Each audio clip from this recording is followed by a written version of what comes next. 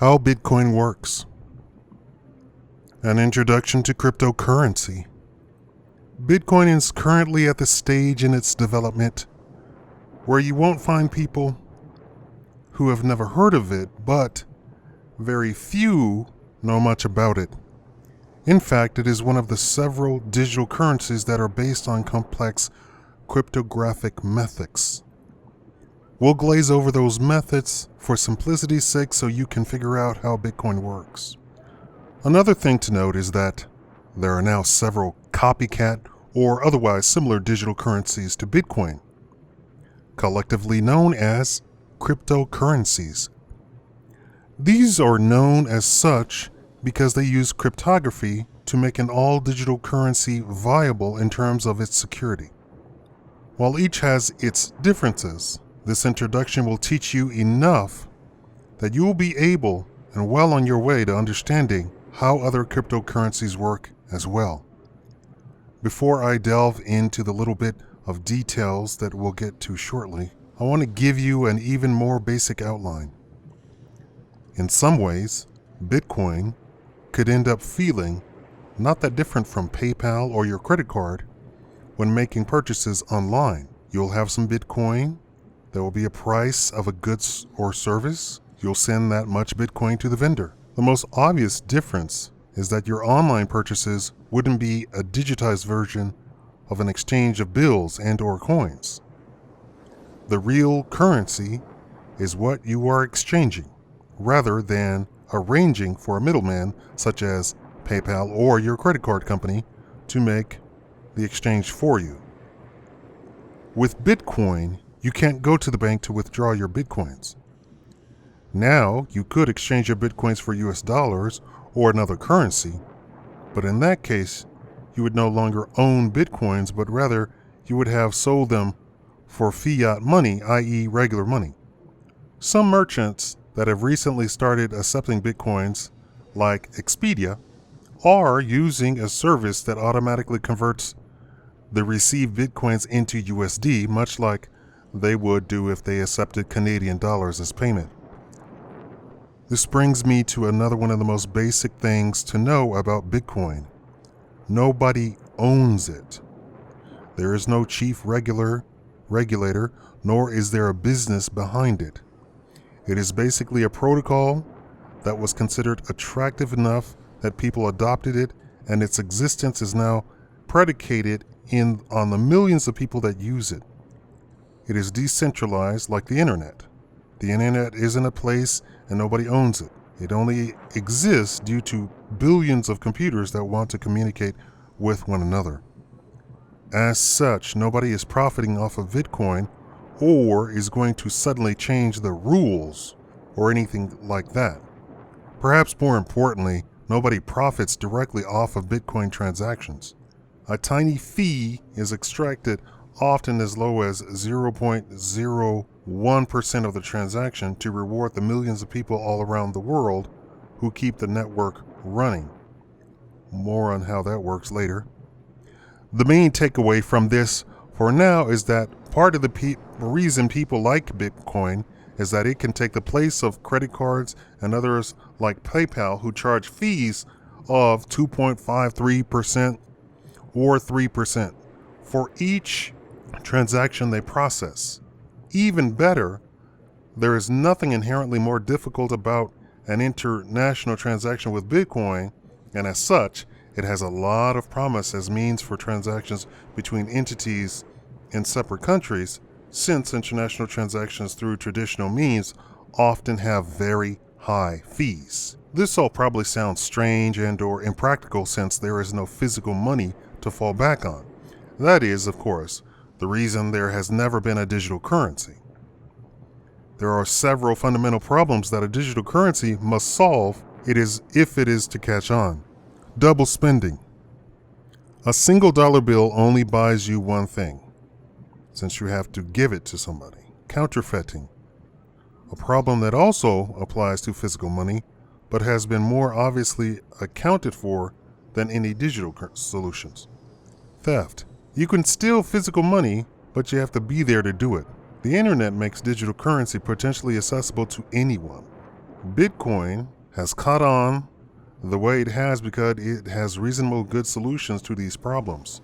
I'll set aside other concerns like politics and techno competence for now and just focus on what Bitcoin achieved technically to make it feasible as a digital currency. First, though, I'm going to outline all of what goes into Bitcoin transaction.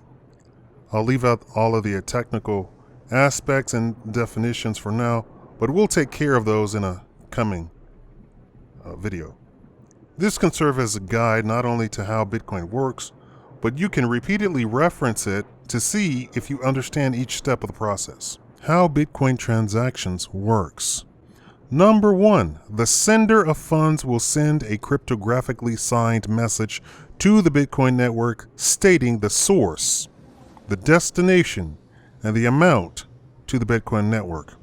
Anyone watching the Bitcoin network through the magic of cryptography can use the public address of the sender to verify the cryptographic signature and thus know the transaction is legitimate. Number 3, the message will become part of a block, which is a group of unconfirmed transaction Bitcoin miners take unconfirmed transactions that are broadcast to the network and add them to the blocks. Number 4, after about 10 minutes, the entire block will be verified and added to the blockchain. The miner who finished the confirmation will be rewarded with 25 Bitcoins and transaction fees. Number 5, both sender and recipient are assured that the transaction happened upon checking the blockchain for the record. Simple, right? If the jargon and such is foreign to you, don't worry. That's what the entire rest of the video is for. The nerve center of Bitcoin is what is known as the blockchain. The blockchain is a public ledger on which every single transaction is recorded. This fixes the double spending problem because everyone's balance and transaction history is part of the public record. The amount of Bitcoin someone has is determined by the blockchain rather than by some physical measurement. No gold to weigh, dollar bills to account. Now, counterfeiting isn't going to show up in digital currency the same way it does with physical currency. The closest thing to counterfeiting in the world of Bitcoin would be if you could put a false transaction into the blockchain. If I could write a 100 BTC transaction to me in the blockchain, I'd have essentially counterfeited. The blockchain is not updated until each transaction is mathematically proven to be legitimate multiple times. Then the integrity of the blockchain is checked multiple times. From there, you can be assured that the money has been transferred. In the meantime, it is possible to monitor the network to see if a given wallet address has a pending transaction, in which case your recipient will reject the transaction until they can verify you have the proper funds.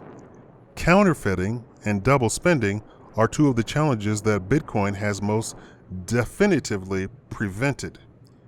The only thing resembling these issues is the period of time where services like PayPal were able to be used to exchange USD for Bitcoin. People would make the exchange for Bitcoin using PayPal funds, then perform a chargeback, forcibly removing the USD from the Bitcoin seller and giving it back to the Bitcoin buyer who also has the Bitcoin. Bitcoin transactions are irreversible, which is one of the ways it prevents double spending. Chargebacks exist with fiat currency because all of the business involved trust one another and care about their reputation. Bitcoin works in this regard more like physical money. Once the cash has been exchanged, you can't get it back if the person you gave it to refuses it. You can no longer buy Bitcoin with services like PayPal because the dispute opened via chargebacks were too difficult and abundant to adjudicate. Preventing theft. In terms of theft, the issue of impersonation rather than the taking of Bitcoin. There isn't a physical Bitcoin to take and therefore is not even a digital presence. That is, your Bitcoin wealth is determined by the blockchain, not the accumulation of files on a hard drive or anything like that. Still, theft as impersonation is one of the main ongoing challenges facing Bitcoin. How do you impersonate someone? you steal their Bitcoin wallet's credentials. A wallet is, as you would think, the place where you keep your money.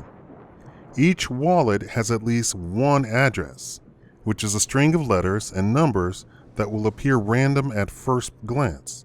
The way you use the wallet is by providing that it belongs to you by providing a private key, which is basically a very strong password that you do not get to choose yourself. This is because your private key is mathematically related to the wallet address.